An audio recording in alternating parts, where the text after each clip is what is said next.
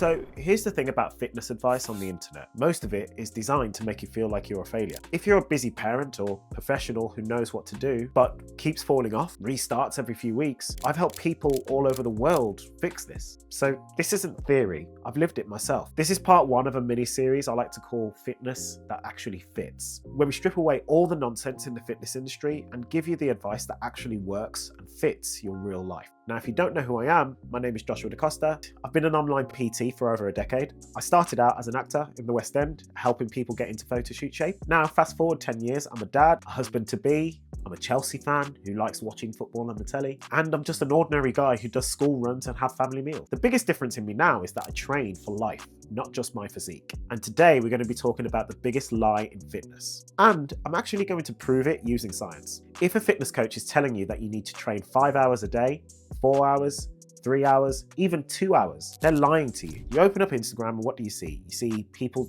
posting gym selfies every single day, training 2 times a day. Their meal prep is exquisite with the newest trending recipe. And you think, how? You've got a job, kids, a life that actually matters. And I think that's where the real damage happens, because you start to believe it's a you problem, like you're just not disciplined enough, not committed enough. What if the problem is the advice? Look, I've been there myself. A few years ago, I was juggling managing my clients, acting work, my bodybuilding career, which was more like a failed bodybuilding career, but basically just trying to keep my head above water. I kept seeing these programs online, 90-minute sessions, 6 days per week. And what would happen is a cycle. And week 1, I tried it, I was fired up. And week 2, I missed the session for an audition. Week 3, I missed more because my missus needed more help. And then by week 4, I just felt like I was constantly behind, constantly failing. Does that sound familiar? So I started digging into the actual research, not just what you see on TikTok or Instagram, but what the data actually shows. And from organizations like the WHO, the CDC,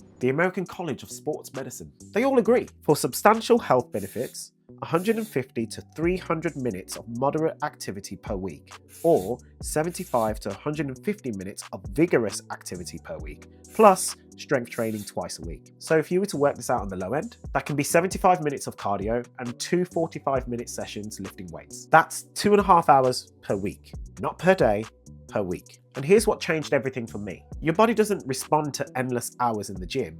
It responds to stimulus, and then it needs to recover. After a certain point, you hit something called junk volume, low quality work that doesn't build muscle. But what it does create is fatigue, injury risk, burnout, and your progress stalling. The goal isn't to live in the gym.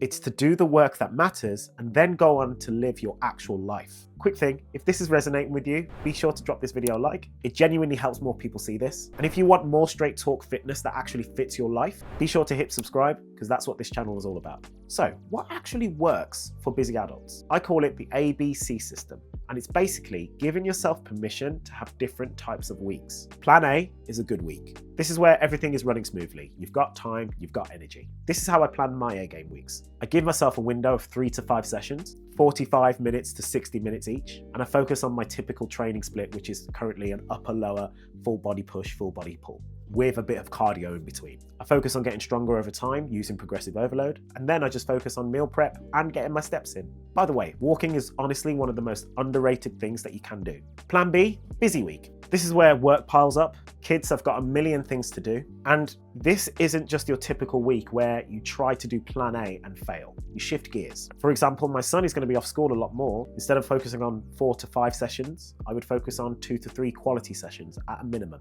The time that I spend in the gym might have to be reduced from, say, 45 to 60 minutes to 30 to 45.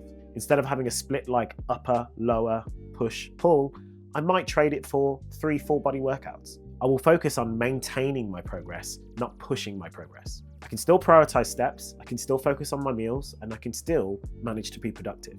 And then plan C, chaos week. This is where life hits you hard. You've got deadlines, maybe a sick family member, you're traveling more. You're basically in survival mode. And here's the thing, and this is where most people fall short. Your plan C week isn't a failure week. It's not where you give up, it's where you adapt. If that means you train at home 2 sessions a week for 20 to 30 minutes, then so be it. Pick 3 exercises and just rotate them. You could do a squat, a push-up, some dips. Just get in as many quality reps as you can. Forget trying to track everything, but just focus on portions or eat sensibly. Because the old approach would tell you, if you can't do it perfectly, then don't do it at all. But that's not how real life works. Some weeks are A's, some weeks are C's, and that's completely fine. Look, I think the fitness industry profits from making things complicated. They create the problem so they can sell you the solution. Influencers will say 2 hours a day, 6 to 7 days per week. Follow this diet, all or nothing, no excuses. But the science clearly says 2.5 hours of exercise per week, 3 to 5 days per week, be human, and adapt when life gets in the way. Fitness should blend into your life, not the other way around. You don't need to sacrifice your family, your career, or your sanity to achieve your fitness goals. You just need to let go of the idea that it has to be all or nothing. A 20-minute plan C that you can actually do is infinitely better than doing a 90-minute session that you're going to skip weeks down the line. I've got a free blueprint that will walk you through everything that you need to know to kickstart your fitness journey and actually get results. The link is in the description. And if you're interested in working with me personally, just DM JDCF on my Instagram and I'll reach out. And if it's already up, go ahead and check out the next episode, which is part 2, why your nutrition doesn't have to be perfect. Because we all know, diets is probably the hardest thing to master when it comes to your fitness goals.